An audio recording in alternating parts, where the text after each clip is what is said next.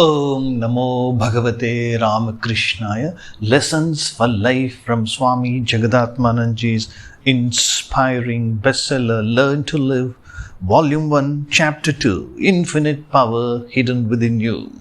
Hatred for a particular person or persons belonging to a particular caste or community or race is disastrous.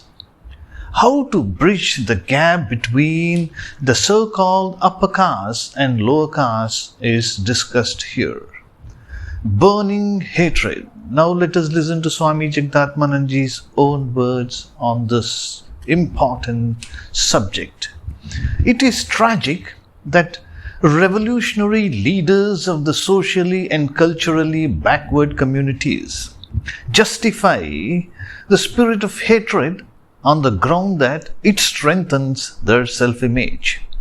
This is a strange justification of a dangerous defect. If man has to grow and reach heights of success, he should honestly work in his chosen field. This progress is undoubtedly a slow process. These leaders argue that if the downtrodden men refrain from extremist or violent agitation against the oppression of exploiters and follow Gandhi's principle of Satyagraha, they will only remain crippled and hunchbacked. By debunking the cultural values of communities supposed to be superior, they try to impress upon the oppressed that they can strengthen their self-image. Thus, these so-called leaders mislead their fellow men. A black writer, an African-American writer, addressing an audience consisting of a large number of whites, said, "Do you know what the result of liking your great poets like Pound and Eliot is on the grounds that they write in a beautiful style? It is as good as humiliating myself, because all the cultural prejudices they have been presenting to others for so long implies that men like me are fit only to be slaves. Behind the stuff, there is the nice attitude of racial distinction. It's a subtle attitude of racial distinction. By liking it for its style, I will be condemning myself. Hence, I totally reject this literary tradition." Quoted by Dr. U.R. Ananthamurthy in his book Samakshama. The oppressed and downtrodden men have had no access till now to the knowledge which could give them self-confidence and hope and lift them up from the existence of a mere animal to the level of a dignified human being. It is true that those who apparently had possession of this knowledge did not rightly use it by sharing it with their less fortunate brethren. Nowadays, there is a marked change in the attitude of these people, and everyone has an easy access to these lofty ideas. All can take advantage of this and gain the benefits. But if they reject it outright on the ground that these are the ideas of the people who ruled over us for centuries, to accept it is to lose honor. They may show a sense of rebellion, but who is going to be the ultimate loser? It is true that in the minds of the leaders there have been pent-up emotions, feelings and pains awaiting their expression. It is the same emotions which are responsible for the outburst of hatred and anger. Oppressors are not the only victims of their hatred. The innocent followers of the leaders too will be its victims, because they will be deprived of the opportunity of getting exposure to noble ideas. There is no need for analysis by any psychologist to find the root of this harsh criticism. It is a reaction to the feelings of humiliation, disillusionment, and hatred that have been continually experienced by them. Even an ordinary man familiar with the way of the world will be able to understand it. Hence, the black leader cannot but hate everything invented by the white race which had kept them enslaved for centuries. Medical equipment, machines, religious discussions, etc.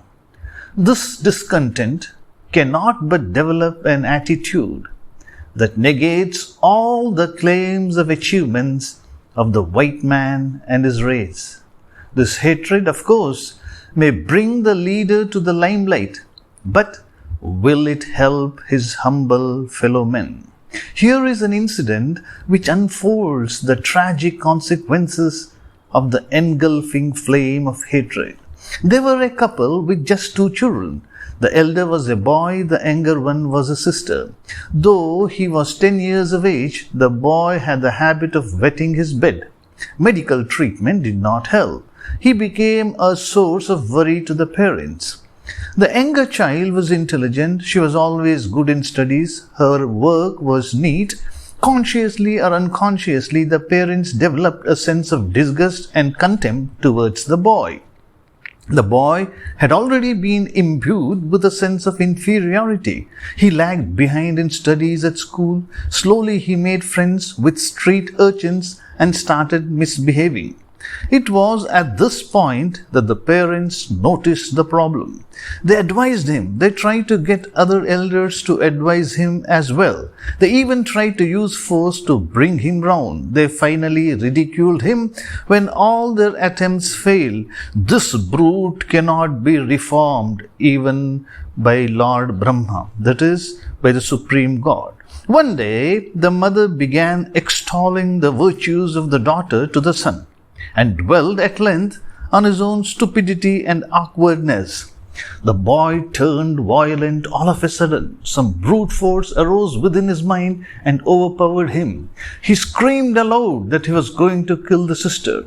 The parents realized that his mind had become seriously deranged and admitted him to hospital for treatment.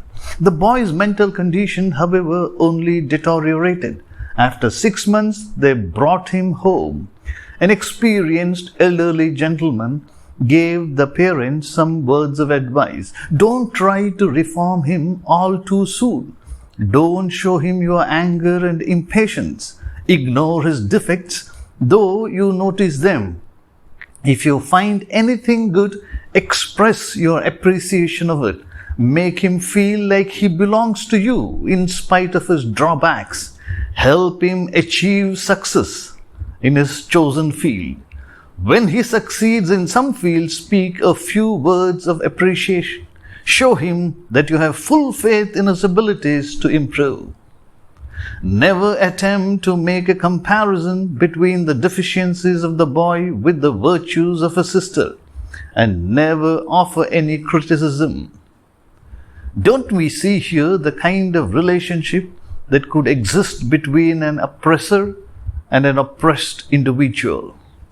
The reason for the conflict was the unconscious feelings of mutual distrust, hatred, contempt between the parents on the one hand and the child on the other. The hatred which the boy developed towards his sister may be necessary for his existence, but can we call it a healthy attitude? Isn't it a form of mental aberration? Tomorrow we will be discussing the importance of love, the echo of love. To be continued. Om Shanti Shanti Shanti. Harihi Om Tat Sat. Shri Ramakrishna Arpanamastu.